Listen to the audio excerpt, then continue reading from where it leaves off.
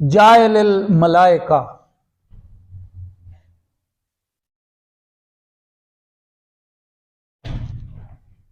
فرشتوں کو اسی نے پیدا کیا رسلن، رسول رسول کی جمع ہے، یہاں اپنے لفظی معنی میں ہے۔ بعض فرشتے ہیں جو پیغام رسانی کی ذمہ داری پہ اللہ پاک کی طرف سے عائد کیے گئے ہیں، تو گویا کہ یہاں رسل بھیجے ہوئے جن کی اس طرح ڈیوٹی ہے۔ مختلف فرشتوں کی مختلف ڈیوٹیز ہیں، تو یہ بڑا کام ہے نا، جو تنزیلی دلائل لے کے اترتے ہیں، ایک بہت بڑا کام ہے، اونچا کام ہے، وہی لانا۔ اُلی اجنحۃ، پروں والے، مثنا دو دو، وثلاثہ اور تین تین، ورباع اور چار چار، یعنی جو فرشتے ہیں چار چار پروں والے بھی ہیں، تین تین والے ہیں، دو دو والے ہیں۔ جیسے انسان کو اللہ پاک نے دو بازو عطا کیے، اس طرح انہیں پر دیے ہوئے ہیں اللہ رب العالمین نے۔ یہاں بازو سجتے ہیں، وہاں پر سجتے ہیں۔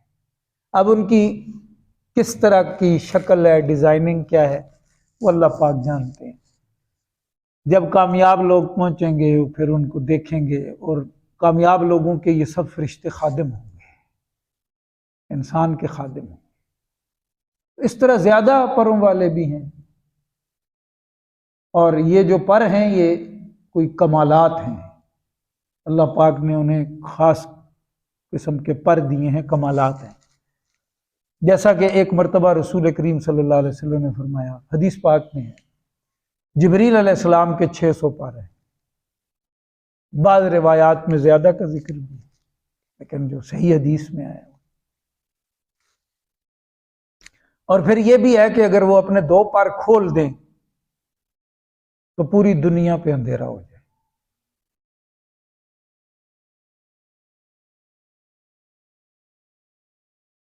تو پر کوئی خاص ہے نا، تو یہ ان کی جو ساخت ہے، جس طرح اللہ پاک نے بنایا ہے، اس میں پر بڑی خاص چیز ہے جس کا ذکر اللہ پاک نے کرا۔ باقی وہ پر کیسے ہیں وہ دیکھے جائیں گے تو سمجھ میں آئیں گے، ابھی اللہ پاک ہی بہتر جانتے ہیں، کیونکہ فرشتوں کو دیکھ نہیں سکتے۔ جس نے فرشتے کو دیکھ لیا ہے بس سمجھیں کہ دنیا ختم۔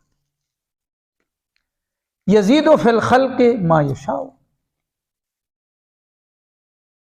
وہ خلق میں، پیدائش میں، بنانے میں، تخلیق کرنے میں اضافہ کرتا رہتا ہے، زیادتی کرتا رہتا ہے جس طرح چاہے۔ یعنی یہ سلسلہ تخلیق رکا نہیں ہے، جیسا کہ دوسری جگہ فرمایا وَيَخْلُقُ مَا لَا تَعْلَمُونَ، تمہیں نہیں پتا، وہ پیدا کرتا ہے، پیدا کرتا رہے گا، تخلیق کرتا ہے، تخلیقات کرتا رہے گا جس طرح چاہتا ہے۔ یعنی اس کی جو چاہت، مطلب یہ ہے کہ وہ اپنی مرضی سے کرتا ہے، اور اس کی مرضی میں ہی خیر اور حکمت ہوتی ہے۔ کیوں؟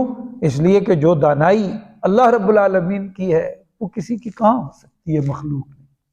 وَإِنَّ اللَّهَ عَلَىٰ كُلِّ شَيْءٍ قَدِيرٌ، بے شک اللہ تعالیٰ ہر چیز پر قادر ہے۔ ایک ہے قانون، ایک ہے قدرت۔ قانون ضابطے کو کہتے ہیں، اور قدرت اللہ پاک کا خاصہ ہے، اس کے لیے کوئی ضابطہ نہیں، وہ اللہ پاک کے فیصلے ہیں، جیسے چاہے اللہ پاک کرتے۔ ہمارے اساتذہ فرمایا کرتے تھے کہ ہر صورت کو دیکھو کہ اس کا آغاز ایسے مضمون سے ہوتا ہے جس سے دل میں اللہ پاک کی عظمت پیدا ہوتی ہے، بڑائی پیدا ہوتی ہے، اور جس کے دل میں اللہ پاک کی بڑائی آ جائے پھر وہ شخص اللہ پاک کا دوست بن جاتا ہے، اس لیے کہ اس کے اندر سے تکبر نکل جاتا ہے۔ اس کا دل گواہی دیتا ہے کہ تکبر اگر کسی کو سجتا ہے اور کسی کو جچتا ہے تو وہ اللہ پاک کی ذات ہے۔ اور مخلوقات میں جناب رسالت مآب صلی اللہ علیہ وسلم سے بڑا کون ہو سکتا ہے؟ ممکن ہی نہیں ہے، ممکن ہی نہیں ہے۔ اور ہمارے اکابرین کا جو عقیدہ ہے وہ یہ ہے کہ حضور علیہ السلام کے وجود کے ساتھ جو چیز مس کر گئی ہے وہ بھی کائنات کی باقی ساری چیزوں سے اعلیٰ ہے۔ اور انہوں نے یہ لکھا ہے کہ حضور کا جو روضہ اقدس ہے، کیونکہ آپ کا وجود اطہر وہاں پہ موجود ہے اور آپ اپنے قبر مبارک میں زندہ ہیں، تمام انبیاء زندہ ہیں۔ جو اصل اسلام کا عقیدہ ہے وہ کیا ہے کہ انبیاء اپنی قبروں میں، حدیث ہے نا، مشہور حدیث، الانبیاء احیاء فی قبورہم، حیات کا لفظ بھی ہے، قبر کا لفظ، یہ صریح الفاظ ہوتے ہیں۔ اور یصلون، وہ عبادت کرتے ہیں، نماز پڑھتے ہیں، دعائیں کرتے ہیں۔ اور نبی علیہ السلام فرماتے ہیں مجھے اللہ پاک نے دکھایا، میں نے دیکھا موسیٰ علیہ السلام اپنی قبر میں نماز پڑھ رہے ہیں۔ اور الانبیاء احیاء صحیح حدیث ہے، کیا ہے؟ صحیح حدیث۔ حدیث کے ترک ہوتے ہیں نا جو حدیث جاننے والے ہیں، بعض اوقات ایک حدیث کسی طرف سے اس میں کوئی کمزور راوی ہوتا ہے، لیکن کئی حوالوں سے وہ حدیث دوسرے سے آ رہی ہو، وہاں سے صحیح ہو تو اس کو صحیح کہا۔ یہ تو محدثین کے پیمانے ہیں۔ تو وہاں جو حضور کے روضے کی مٹی ہے جو آپ کے وجود اطہر سے مس کر رہی ہے، اس کے بارے میں عقیدہ ہے کہ وہ کعبہ شریف سے بھی اور عرش معلی سے بھی اعلیٰ ہے۔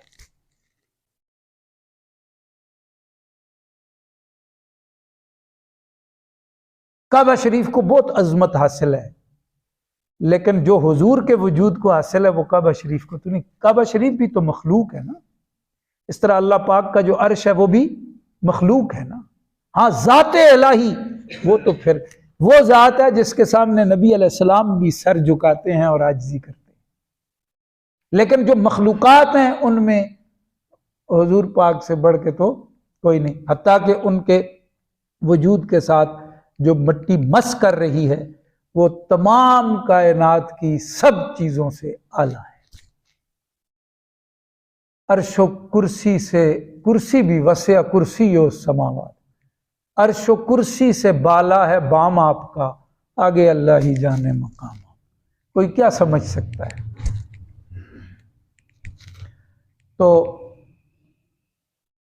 اللہ پاک کی عظمت دل میں اتر جائے، جس کے دل میں اللہ پاک کی عظمت اتر جائے اس کا دل تکبر سے خالی ہو جاتا ہے، اس لیے کہ اس کے دل کی گواہی آ جاتی ہے کہ تکبر جو ہے وہ اللہ پاک کو ہی سجتا اور جچتا ہے۔ نبی علیہ السلام سے بڑا کون ہے مخلوق میں؟ لیکن نبی علیہ السلام بھی اللہ پاک کے سامنے عاجزی کرتے ہیں۔ اگر وہ عاجزی کرتے ہیں تو پھر کوئی اور تکبر کے لائق کیسے ہو سکتا؟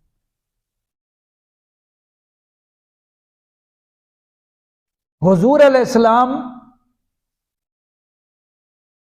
وجہ تخلیق کائنات ہے، یہ بھی ہمارے اکابرین کا، ہمارا الحمدللہ عقیدہ ہے۔ مقصد تخلیق کائنات عبادت ہے، لیکن وجہ تخلیق کائنات ذات مصطفیٰ ہے صلی اللہ، کیونکہ قرآن شریف میں فرمایا وَمَا خَلَقْتُ الْجِنَّ وَالْإِنسَ إِلَّا لِيَعْبُدُونَ۔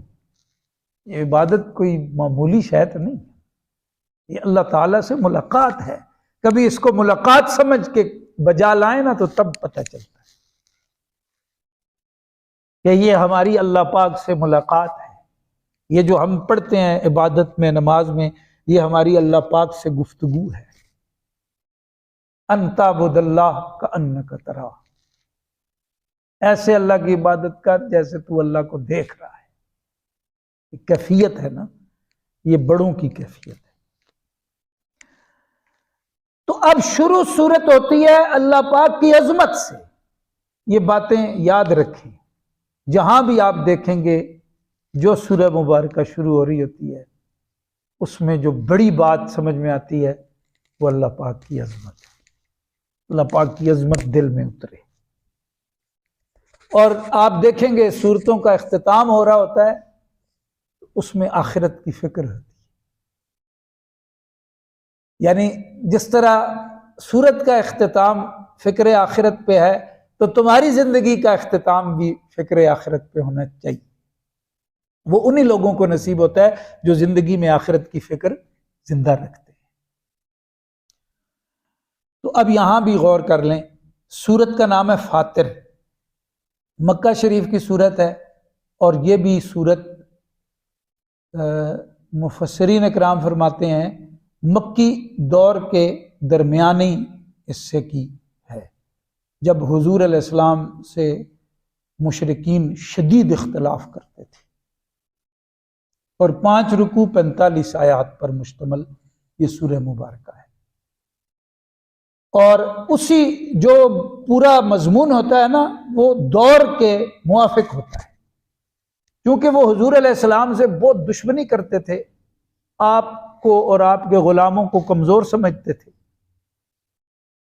اس صورت میں فرمایا گیا کہ سابقہ لوگوں پہ غور کرو اور نبی علیہ السلام کی دشمنی سے باز آ جاؤ، تم ان کا کچھ نہیں بگاڑ سکو گے، اپنا سب کچھ تباہ کر دو۔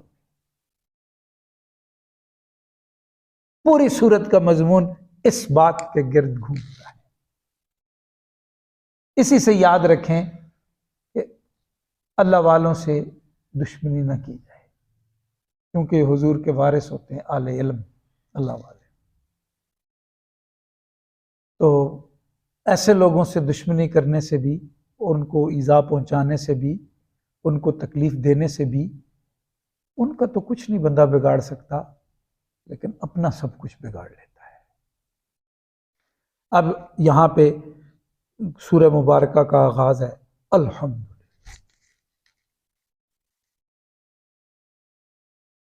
تمام تعریفیں اللہ تعالیٰ کے لیے۔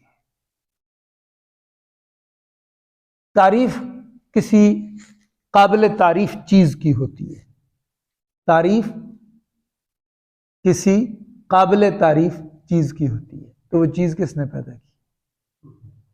تو پھر تعریف کس کی ہے اصل میں؟ میری آنکھ دیکھنے کی صلاحیت رکھتی ہے، میں کہتا ہوں میری آنکھ ہے، پیدا کس نے کی ہے؟ دیکھنے کی صلاحیت کس نے دی ہے؟ تو میری آنکھ کا تو کمال نہیں نا، کمال تو اللہ پاک کا ہے۔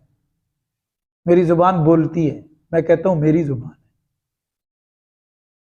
کس نے پیدا کی؟ اس کو بولنے کی صلاحیت کس نے دی؟ قیاس کر لیں ہر ایک چیز پر، تو تعریف کے لائق میں، آپ یا کوئی اور نہیں، تعریف کے لائق اللہ کی ذات ہے۔ اور پھر تمام تعریفیں آپ جانتے ہیں کہ اسم پر جب الف لام لگ جاتا ہے تو اس میں اس طرح کا معنی پیدا ہو جاتا ہے، جنس کا، استغراق کا آ جائے، پھر تمام کا معنی آ جائے۔ تمام چیزوں کو اللہ پاک نے پیدا کیا ہے، اور ان کی تمام صفات بھی اللہ پاک نے پیدا کی ہیں، لہذا تمام تعریفوں کے لائق ایک ہی ذات ہے، اور وہ کون ہے؟ اب اسی بات سے دیکھ لیں، عظمت دل میں آنی چاہیے، فاطر السماوات والارض، وہ ایک چیز کو بنا کے جو منظر پہ نہیں تھی منظر پہ لے آیا ہے، وہ کیا ہے؟ السماوات والارض، یہ بڑی تخلیق ہے۔ تکوینی دلائل میں اس سے بڑی کیا چیز ہو سکتی ہے؟ پوری زمین، سارے آسمان۔ اس سورہ مبارکہ کے شروع میں ہی آپ دیکھ لیں، جاعل الملائکۃ رسلا، بنانے والا ہے فرشتوں کا، اور رسلاً وہ جو پیامبر ہیں اور پیغام لے کے آتے ہیں، تو ان میں اللہ پاک کا جو پیغام وحی الہی، یہ سب سے معتبر فرشتے ہوتے ہیں۔ ان کے سردار کون ہیں؟ جبریل علیہ السلام، یعنی یہ پورا ایک سلسلہ ہے، تو سب سے یہ عظمت والا کام ہے۔ حالانکہ وہ فرشتے جو مقربین ہیں، اللہ پاک کا عرش اٹھایا ہوا ہے انہوں نے، اور صرف اللہ تعالیٰ کی حمد و ثنا کرتے ہیں، لیکن جو وحی الہی لے کے آئے ہیں یہ بڑا کام ہے۔ اس لیے فرمایا گیا ہے کہ دین سیکھنا سکھانا یہ سب سے اونچا کام ہے۔ خیرکم من تعلم القرآن وعلمہ۔ اب وہ جو فرشتے ہیں ان کو بھی پیدا کس نے کیا ہے؟ اور وہ جو فرشتے ہیں ان کی جسامتیں وہ سب، ہم انسان ان کے مقابلے میں کچھ ہے نہیں، لیکن رتبے میں ان سے اوپر ہے۔ فرشتوں سے بہتر ہے انسان بننا، مگر اس میں پڑتی ہے محنت زیادہ۔ مولانا علی فرماتے ہیں وہ محنت کیا ہے؟ تابعداری، اللہ پاک کی تابعداری۔ پھر تخلیقات میں اللہ پاک اضافہ فرماتے رہتے ہیں، یہ سلسلہ رکا ہوا نہیں ہے، نئی نئی چیزوں کو پیدا کرتے رہتے ہیں۔ میری آپ کی ضروریات بڑھ گئیں، تعداد بڑھ گئی، وہ اس کے موافق کرتے رہتے ہیں۔ ہم خام خواہ اس باس میں پڑے رہتے ہیں، او جی یہ بھی ختم ہو جائے گا، وہ بھی ختم ہو جائے گا، لوگ جئیں گے کیسے؟ جیسے ہم ساری چیزیں پیدا کر رہے ہوتے ہیں۔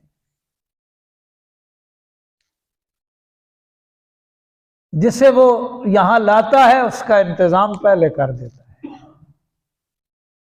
اسباب کی دنیا میں رہ کے مسبب الاسباب پہ دل جمع ہوا ہو، اس کو ولایت کہتے ہیں۔ ہے اسباب ہے، میں آپ سب اسباب کے جہان میں ہیں، لیکن دل اللہ پاک پہ جمع ہوا ہو، اس کی محبت سے لبریز ہو، اس کی طاعت کے جذبے سے لبریز ہو، اس کی محبت، اس کی غلامی، اس کی اطاعت، وہ تو بہت کچھ، اس کی تخلیقات تو بہت بڑی ہیں، ہماری ضروریات تو کچھ بھی نہیں۔ ان اللہ علی کل شیء قدیر، یہ عظمت آ رہی ہے۔ میرا مسئلہ کیا ہے، میری مشکل کیا ہے، وہ تو جو چاہے کر سکتا۔ جس طرح تعریف کے اعتبار سے وہ وحدہ لا شریک ہے، تخلیق کے اعتبار سے بھی وہ وحدہ لا شریک ہے، اس کا کوئی شریک نہیں ہے۔ اختیار کے لحاظ سے بھی وہ وحدہ لا شریک۔ ما یفتح اللہ للناس من رحمت فلا ممسک لہا وما یمسک فلا مرسل لہ من بعد۔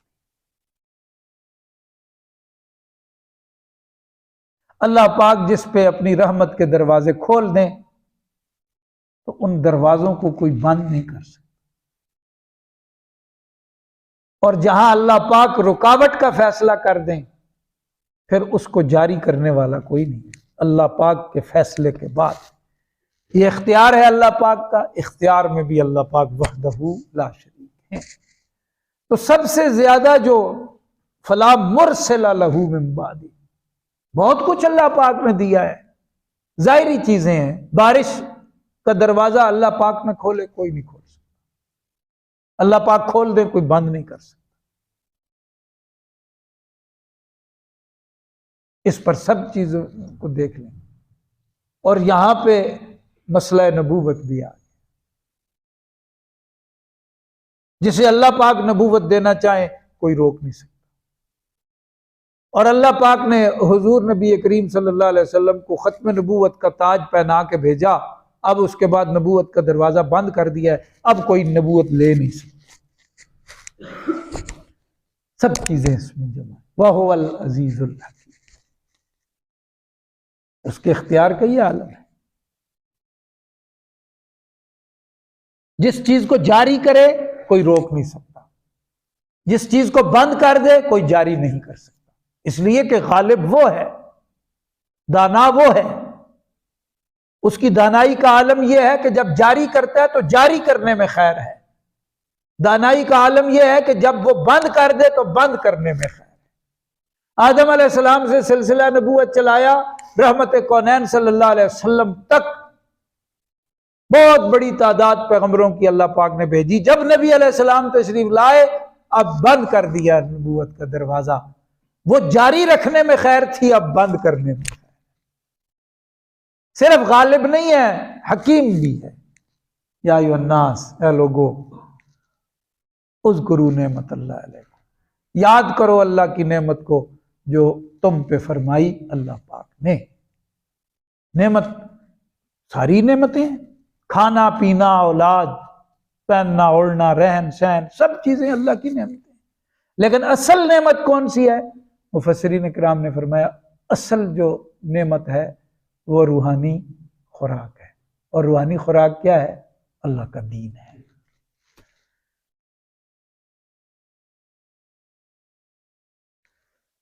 اور قرآن شریف کی طرف اشارہ فرمایا، یہ قرآن اللہ نے اپنی کلام عطا کی۔ حل من خالق غیر اللہ یرزقکم من السماء والارض، کیا اللہ کے سوا کوئی خالق ہے؟